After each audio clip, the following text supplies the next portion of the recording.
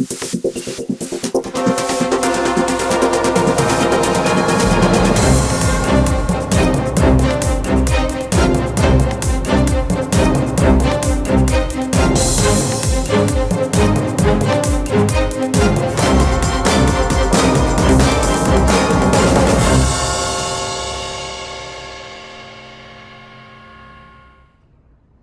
again, everybody. Welcome to another edition of RVBusiness's Capitol Talk video series. Joining us today is Don Clark, President and CEO of Grand Design RV Company. Don, thanks for having us. Oh, good to be here, Rick. Thank you for including us in your latest episode. What we're doing here today is it is open house week. It's not the open house week we were all anticipating. As you reflect and imagine on what the momentum of this week might be. Sorry for the very bad puns. What are you guys doing this week? We have some product behind you. Yeah, it's too bad. You know, the open house was canceled. Dealers were really looking forward to it, but you know, it's a crazy world right now, right? With COVID, and we've had to adjust our sales, if you will. Boat pun intended, and we'll do that. We'll continue doing that. We're getting good at it. You know, unfortunately, we've had enough practice now with the craziness in the last year and a half or so. But dealers insisted on coming. Not all, but some dealers insisted on coming. They wanted to see the new products. They wanted to strengthen relationships, and in some cases create new relationships with our folks. We've had some changes within our org structure as well, and so we're never going to tell a dealer absolutely not, you know, don't come. So we set up a little display here right in our parking lot, and we've had a great flow of dealers coming in, and they're inquisitive about the new product, and our product has performed very well for them. And over the years, you know, we're only 9 years old, our entire company, and we have grown in importance on our dealers' lots, and we've become a major profit center for our dealers, and we take that very seriously. So we've welcomed the dealers in, and they haven't come in droves, and we've had appointments, and we've been very responsible with COVID in the area and taking the proper precautions. But it's been good reconnecting with the dealers that have come. As we make our rounds too, we're hearing a lot of the same things, which is a good thing. Certainly not every dealer who was planning on coming is able to come. 30% or so is what we're being told kind of is the average. What are those conversations like? Some probably are difficult conversations, but like you said, some are probably very good conversations. Well, the most asked question is, hey, how can I get more of your product?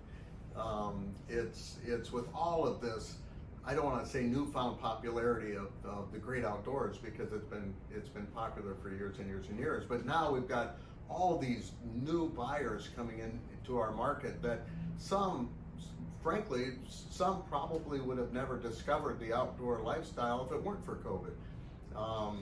So I guess if you want to look for a silver lining, that's it. And you know, if we as an industry can just keep a fraction of those new buyers coming into our marketplace, and they have a good ownership experience, which, you know, it relies on the OEMs and the dealers and the service centers as well. If we can just keep a fraction of those customers, our industry is going to grow to all new heights. And I don't think it's just this bubble that's going to burst and all of a sudden it's over. I think the industry is going to keep growing. I don't have a crystal ball, but it's going to keep growing, and it's going to grow in a very positive way. It's an exciting time to be in the industry. I'm 38 years into the industry. I'm as excited about it now and enthused as I've ever been.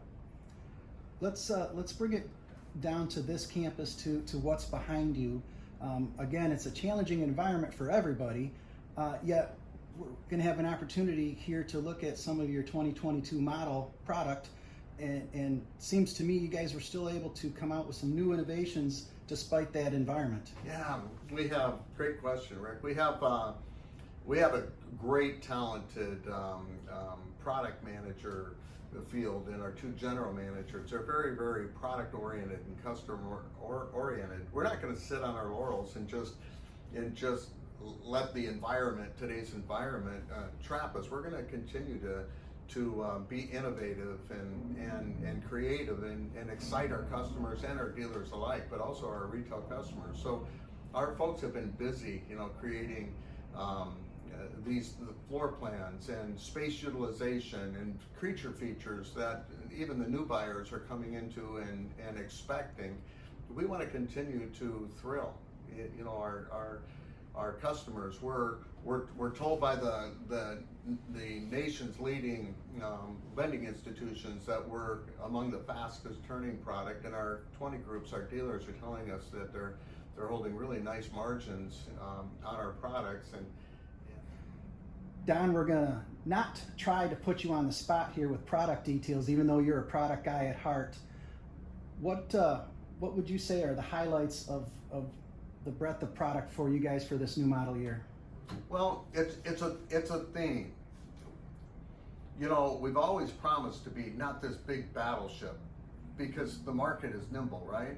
So the market goes this way, and a lot of these big companies want to turn the ship to catch the market, but by the time they do, the market's off to a different direction, and all they get is the tail end of the market. We want to stay nimble, and we watch where the marketplace is going, and where it's going clearly is toward electric vehicles.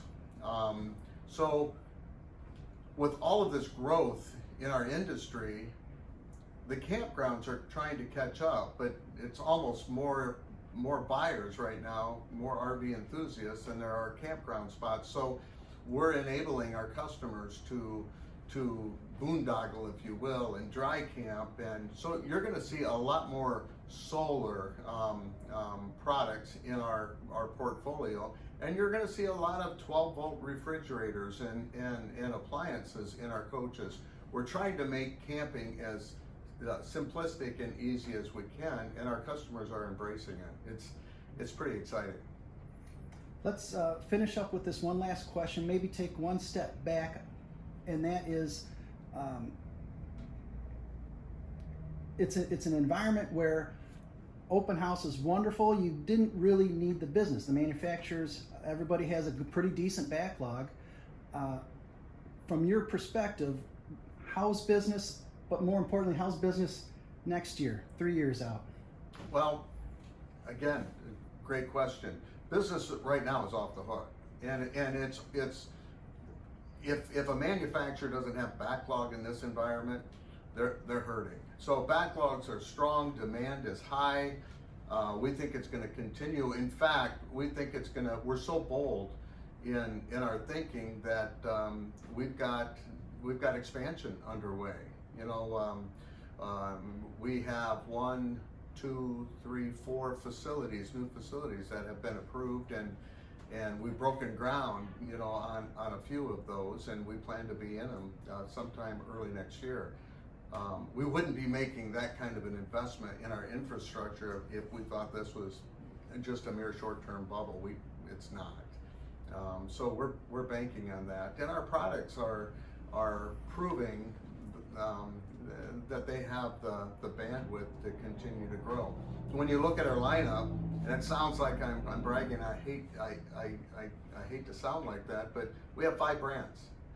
A lot of our competitors have 5 times, 6, 7 times the number of brands that we have.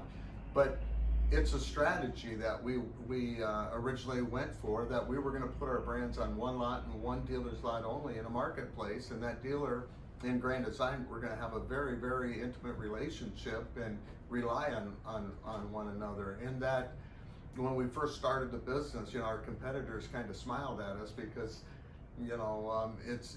it's unusual in our industry, and it's proven out to work very well today. Our Reflection fifth wheel product is the #1 retail selling fifth wheel in North America. Our Momentum toy hauler fifth wheel is the #1 selling toy hauler fifth wheel in North America. Our Imagine travel trailer is now the #1 selling laminated trailer, #3 all-time trailer in the industry right now in North America. And the Imagine product is one of the, not Imagine, but Transcend product is one of the fastest growing travel trailers in our industry. And our flagship, the Solitude product that we cut our teeth on when we started the company, is now #2 in its class and growing. So we're really pleased with the performance of our products.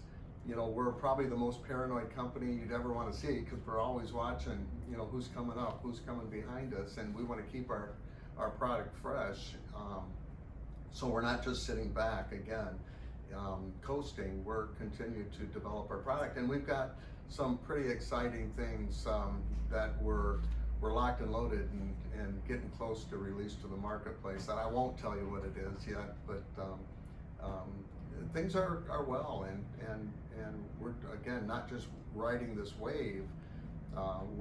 We want to help lead the industry and with some of our products, and it's working. Don, just a bit ago, you mentioned that the back end really ought to be the front end. What do you mean by that? Well, service is so important to our industry, and it's so important that we really set up our whole service infrastructure before we started selling products on the marketplace. And I'm so fortunate to have Jerry McCarthy, I think the top service executive in the industry. He's our senior VP and of service operations. He has put together an infrastructure that is working awesome, and we don't ever forget about the service, because, you know, the old adage, sales sells the first one, service sells the rest. We've got a great following from retail customers, and a lot of that is product, but a lot of it also is the way we take care of customers and our dealers after the sale. We won't forget that. We continue to find ways to expand our capacity and service as well. Don, once again, thank you for having us out here. Thank you for your time. Looking forward to seeing some of that product behind you. Well, again, Rick, it's been a privilege to be on your episode, and thanks for your interest in our company.